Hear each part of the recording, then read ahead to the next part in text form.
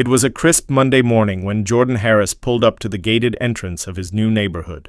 The air was still, the kind that holds a quiet tension before something unexpected happens.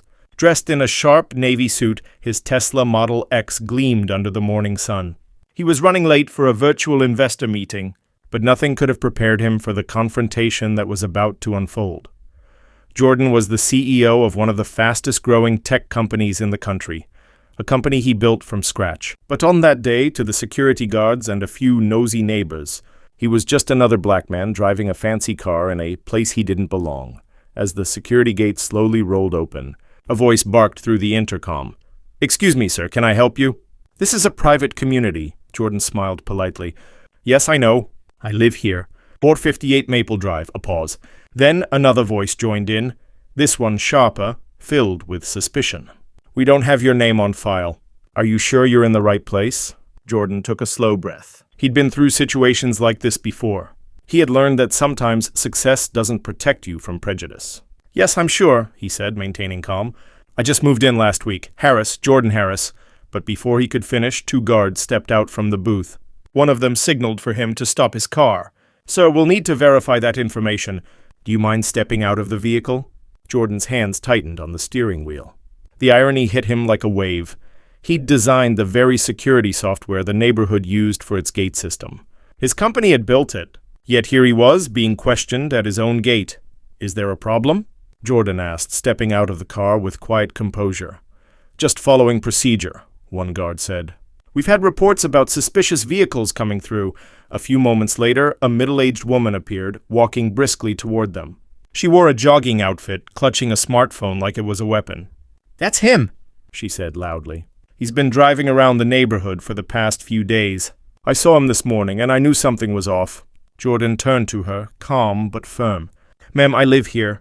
"I just moved in." She folded her arms, skeptical. "Really? And what house would that be?" "Number 458, he said again, his voice steady. She scoffed.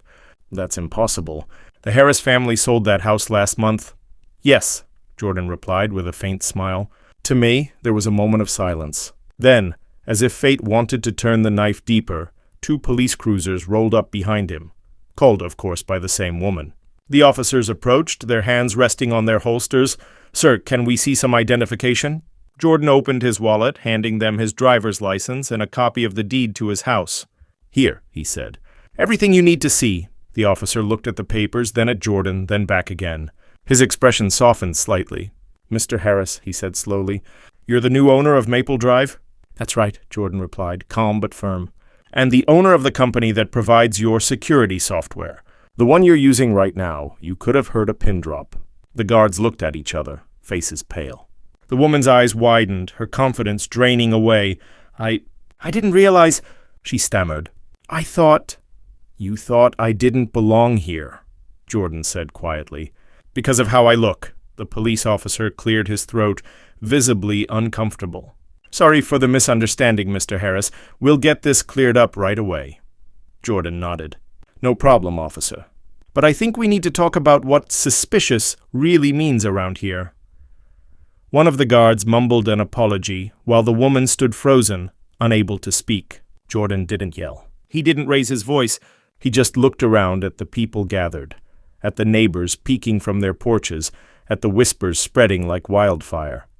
Then he said, "You know, it's funny.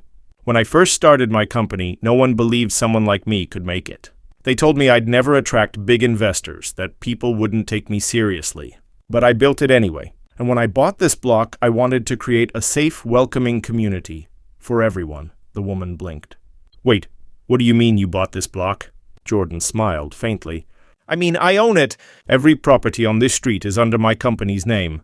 "Including yours?" The silence that followed was heavy.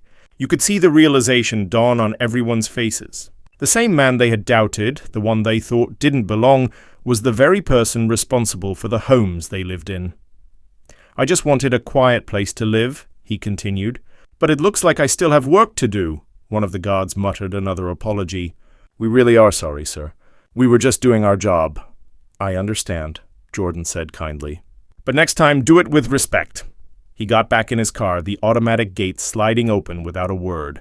As he drove past, the woman lowered her eyes, realizing that her prejudice had just embarrassed her in front of the entire neighborhood. When Jordan parked in his driveway, he sat for a moment, reflecting. Success hadn't insulated him from bias. It hadn't erased the assumptions people made based on skin color. But he wasn't angry. He was determined.